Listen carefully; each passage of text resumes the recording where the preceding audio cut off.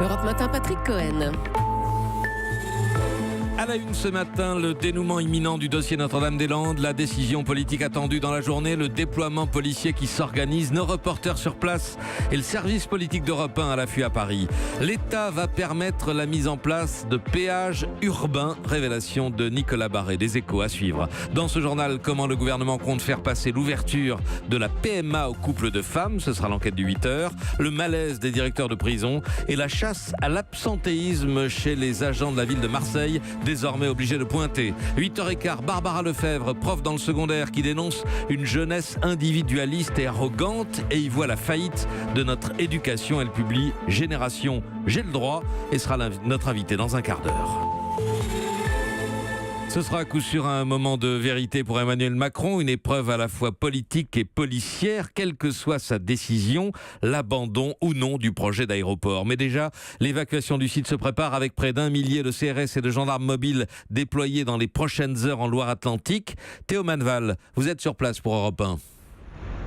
Oui, c'est un début de matinée encore très calme, Patrick, puisque quand on sillonne les routes de la ZAD encore dans la pénombre, eh bien on ne les voit toujours pas, ces compagnies de gendarmes et de CRS, et pourtant elles sont tout prêtes à se déployer. 500 CRS sont prépositionnés pour protéger les villes de Nantes et Rennes d'éventuels débordements, et 500 gendarmes mobiles sont attendus ici sur la ZAD avec des véhicules blindés. Objectif, être là en cas d'annonce du gouvernement si les esprits s'échauffent dans un camp ou dans l'autre, et puis éviter que des groupes radicaux comme les Black Blocs ne s'infiltrent dans la zone avec les anti-aéroports.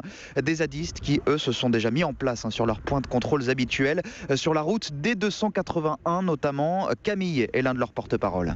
Si le gouvernement s'entête dans une logique répressive, on fera ce qu'on peut pour l'en empêcher. Après, il y a une fable qui court depuis des semaines, comme quoi il y aurait ici une bande de 150 combattants ultra-violents qui seraient cachés dans le bocage. En fait, ça n'existe pas. On va tous espérer aujourd'hui, 1, que ce projet d'aéroport soit enfin abandonné, 2, que le gouvernement, en cas d'abandon, sorte d'une logique répressive et vengeresse sur les habitants actuels.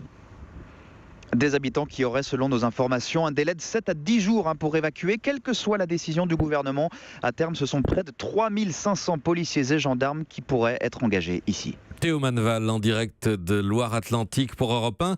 Préparatif d'évacuation près de Nantes, tandis qu'à Paris, le choix de l'exécutif est annoncé comme imminent. Mais quel choix et sous quelle forme? Le secret est bien gardé, David Doucan. Oui, c'est presque comme si la date et l'heure de l'annonce relevaient du confidentiel défense. Hier, les services de Matignon et de l'Élysée juraient ne rien savoir. Pourtant, selon nos informations, une prise de parole du Premier ministre est prévue aujourd'hui à la fin du Conseil. Pour dire quoi ? Mystère, nous sommes dans le noir, raconte un communicant. Si bien que nous avons tous préparé des plans com pour les 2 scénarios. C'est entre Édouard Philippe et Emmanuel Macron que tout se joue et eux seuls, affirme un conseiller. Ça tombe bien, ils se verront tout à l'heure en tête-à-tête avant le Conseil, comme chaque semaine. L'occasion de peaufiner la communication, voire peut-être de trancher une fois pour toutes, selon un proche du Premier ministre qui promet que la décision ne serait pas encore prise. Difficile à croire, même si, il y a quelques jours, Édouard Philippe confiait en privé être partagé. Il y a des arguments très forts pour les 2 options, disait-il. Hier, devant les députés du groupe La République En Marche, il a eu quelques mots qui résument la situation. Je cite, « Quelle que soit la réponse, elle sera mauvaise ». David Doucan du service politique d'Europe 1. Un bras de fer inédit entre l'État et le patron d'une entreprise publique, Mathieu Gallet, le patron de Radio France, prié par la ministre de la Culture de démissionner après sa condamnation à 1 an avec sursis pour favoritisme. Mathieu Gallet a fait appel, il refuse de partir, le CSA est appelé à trancher. Un redressement fiscal de plus de 2 milliards aurait été infligé à la Société Générale, écrit ce matin le Canard enchaîné. Ce serait un énième rebondissement dans l'affaire Kerviel. Bercy estime que la banque, qui a été reconnue en partie responsable, doit maintenant rembourser l'avantage fiscal dont elle a bénéficié. Europe 1, il est 8h04. En prison, les directeurs aussi ont le blues. Celui de Vendin-le-Vieil a dû quitter son poste. La profession souffre d'une vraie désaffection car les directeurs, Chloé Triomphe, sont tout aussi exposés que les gardiens. Dans les 192 prisons du pays, les directeurs sont aussi régulièrement visés par des détenus violents. Ça se passe en détention, à l'ouverture d'une cellule ou à l'occasion d'une commission de discipline. Et la fin d'année dernière s'est révélée particulièrement difficile, comme en témoigne Sébastien Nicolas de FO Direction. Entre la mi-novembre et le 31 décembre, 6 directeurs des services pénitentiaires ont été agressés. Coups de poing, avec des arcades sourcilières ouvertes, crachats, jets de liquide suspect, ça devient totalement intolérable. À cela s'ajoute une inquiétude qui monte, celle de servir de fusible dans une crise. L'an dernier, 3 directeurs ont subi le même sort que celui de Vendin-le-Vieil cette semaine. Damien Pellen du SNDP-CFDT va demander une réponse tout à l'heure à la chancellerie. Quel soutien avons-nous de la garde des Sceaux si à chaque fois qu'il y a un blocage ou qu'on demande la tête d'un directeur, il part ? Est-ce qu'on est des fusibles ? C'est sûr que ça va être un peu compliqué de trouver des candidats ou de fidéliser ceux qui sont en poste. Et effectivement, la profession n'attire plus beaucoup. Ces 2 dernières années, 20 directeurs ont quitté la pénitentiaire. Ils passent dans la préfectorale, deviennent magistrats ou encore directeurs d'hôpitaux. Quant au concours d'entrée, il souffre lui aussi d'une profonde désaffection puisque seuls 16% des inscrits se sont finalement déplacés l'an dernier pour passer le concours. Chloé Triomphe et les 2 syndicats de directeurs de prison seront reçus cet après-midi à la chancellerie. À Marseille, les agents de la ville doivent désormais passer à la pointeuse. Il est vrai que la cité souffre d'une mauvaise réputation en matière d'absentéisme.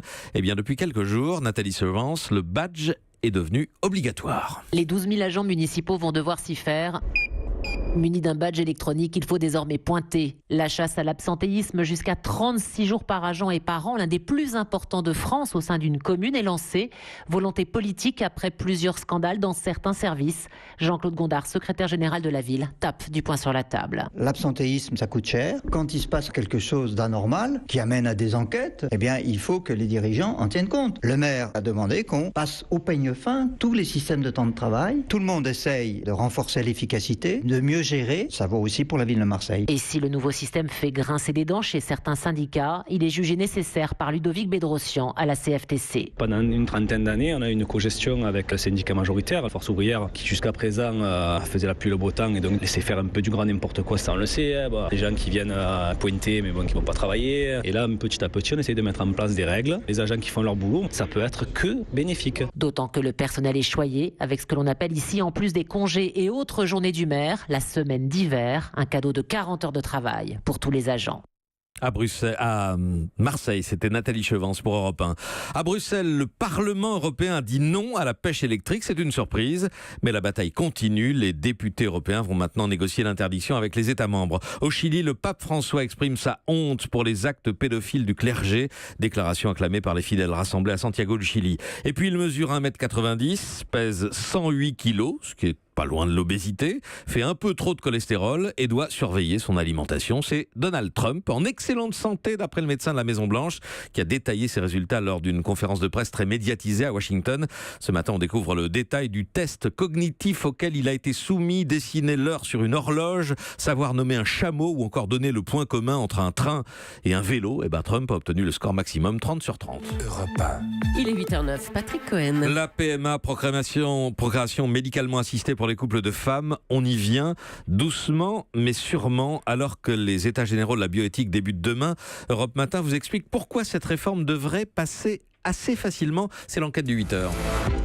Bonjour Maxence Lambrec. Bonjour. Le gouvernement va d'abord tirer les leçons du mariage pour tous en faisant l'inverse. Ah oui, le contre-pied parfait grâce au ministre de l'Intérieur de l'époque, devenu député de la majorité, Manuel Valls. Il a délivré ses conseils à la secrétaire d'État Marlène Schiappa. Plus de dialogue, plus de temps et de fait, les états généraux qui s'ouvrent demain vont durer plus de 4 mois et le projet de loi lui-même n'arrivera pas à l'Assemblée avant 2019. François Hollande avait voulu aller vite en mettant de côté les opposants. Emmanuel Macron les accueille autour de la table. Les autorités religieuses seront notamment les bienvenues. Et pour éviter que le débat ne s'enflamme, le gouvernement fait confiance à Marlène Schiappa. Et oui, dans son ministère, elle déjeune et dîne avec des associations LGBT et leur délivre ce message. N'allez plus débattre sur les plateaux avec la manif pour tous. Vous leur offrez une tribune et vous risquez de les traiter d'homophobes alors qu'il faut apparaître le moins agressif possible. Allez sur leur terrain, ajoute-t-elle. Les fleurs, l'amour, les bons sentiments. Une jolie photo d'un couple de femmes avec un bébé cadom habillé en petit bateau. Ça, ce serait une super pub. La secrétaire d'État s'engage donc en coulisses. Oui, sauf que c'est pas Marlène Schiappa qui va porter cette réforme. Ah non, elle est jugée beaucoup trop clivante. Pas question de revivre les débats de 2013. Monsieur le député, vous n'allez pas nous faire croire que vous vivez dans un igloo. Et c'est de moi que vous voulez des propos d'apaisement ? Oubliez les frasques de Christiane Taubira. À la manœuvre, cette fois, une professeure de médecine bien plus consensuelle, la ministre de la Santé, Agnès Buzyn, et en face d'elle, très peu de figures politiques. Marine Le Pen s'en moque, sa nièce est partie. Les députés de droite n'en font pas une priorité, et à gauche, on applaudit. Alors, vous nous dites que le match politique n'aura pas lieu, mais dans la rue, qu'est-ce que ça pourrait donner, Maxence ? Non, pas grand-chose. 60 60% des Français sont maintenant favorables à la PMA pour les couples de femmes. L'opinion publique évolue très vite et la Manif pour tous le ressent. L'association a perdu plus de la moitié de son réseau. Ils n'ont plus de relais dans les petites villes. Et son bébé politique, le mouvement Sens commun, en parle en micro comme d'une association jusqu'au boutiste et radicalisée. Leur seul espoir pour relancer la machine, la mobilisation d'intellectuels de gauche, c'est dire leur désarroi. Enquête de 8h signée Maxence Lambrec, merci beaucoup. Y aura-t-il bientôt des péages à l'entrée des grandes villes? Oui, peut-être, et c'est la une des Échos ce matin, votre journal Nicolas Barré, car vous nous révélez que c'est l'un des projets chocs de la ministre des Transports, Elisabeth Borne. Oui, qui prépare une grande loi mobilité pour le printemps, avec pour objectif de favoriser les comportements vertueux comme le covoiturage ou l'usage de véhicules peu polluants. Pour cela, la loi va donc faciliter la mise en place de péages urbains. Ce sera toujours aux collectivités locales de décider in fine. Paris est plutôt contre, Lille est plutôt pour. Mais aujourd'hui, le régime est tellement restrictif que finalement, aucune grande ville n'a mis en place de péages urbains. Eh bien, la future loi va rendre ça beaucoup plus simple. D'autant que c'est facile à mettre en place grâce à la technologie et au contrôle automatique par caméra. Mais bien sûr, ça risque de faire beaucoup réagir. Ah oui, on va suivre cela. Autre mesure qui ne manquera pas de faire réagir, Nicolas, le retour de la vignette poids lourd. Et voilà, depuis que l'écotaxe a été enterré, un trou dans le financement des routes s'est produit. La solution n'est pas encore arrêtée, mais elle consisterait à créer une vignette poids lourd.